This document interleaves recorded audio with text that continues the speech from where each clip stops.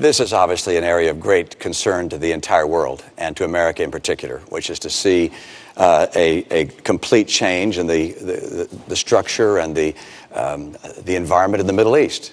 With the Arab Spring came a great deal of hope that there would be a change towards more moderation, an opportunity for greater participation on the part of women in public life and in economic life in the Middle East. But instead, we've seen in nation after nation a number of disturbing events. Of course, we see in Syria 30,000 civilians having been killed by the military there.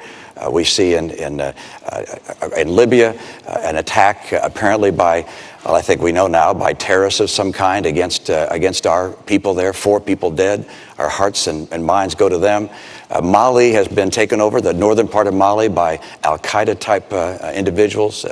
We have in Egypt a Muslim Brotherhood president. And so what we're seeing is a pretty dramatic reversal in the kind of hopes we had for that region. And of course, the greatest threat of all is Iran, 4 years closer to a nuclear weapon. And we're going to have to recognize that we have to do as the president's done. I congratulate him on taking out Osama bin Laden and going after the leadership in al-Qaeda. But we can't kill our way out of this mess.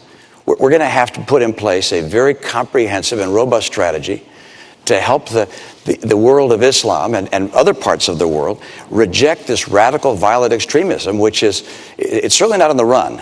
It's certainly not hiding. This is a group that is now involved in 10 or 12 countries, and it presents an enormous threat to our friends, to the world, to America long term, and we must have a comprehensive strategy to help reject this kind of extremism. Mr. President. Well, my first job as Commander-in-Chief, Bob, is to keep the American people safe, and that's what we've done over the last 4 years. We ended the war in Iraq, refocused our attention on those who actually killed us on 9/11. And as a consequence, al-Qaeda's core leadership has been decimated. In addition, we're now able to transition out of Afghanistan in a responsible way, making sure that Afghans take responsibility for their own security. And that allows us also to rebuild alliances and make friends around the world to combat future threats. Now, with respect to Libya, as I indicated in the last debate, when we received that phone call, I immediately made sure that, number one, we did everything we could to secure those Americans who were still in harm's way. Number two, that we would investigate exactly what happened. And number three, most importantly, that we would go after those who killed Americans and we would bring them to justice. And that's exactly what we're going to do. But I think it's important to step back and think about what happened in Libya.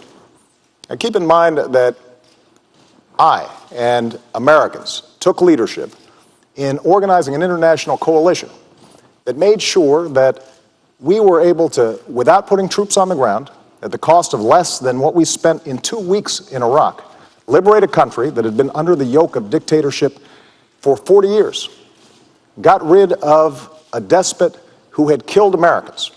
And as a consequence, despite this tragedy, you had tens of thousands of Libyans after the events in Benghazi marching and saying, America is our friend. We stand with them. Now, that represents the opportunity we have to take advantage of. And Governor Romney, I'm glad that you agree that we have been successful in going after al-Qaeda. But I have to tell you that your strategy previously has been one that has been all over the map and is not designed to keep Americans safe or to build on the opportunities that exist in the Middle East. Well, my strategy is pretty straightforward, which is to go after the bad guys, to make sure we do our very best to interrupt them, to kill them, to take them out of the picture. But my strategy is broader than that. That's important, of course. But the key that we're going to have to pursue is a pathway to get the Muslim world to be able to reject extremism on its own.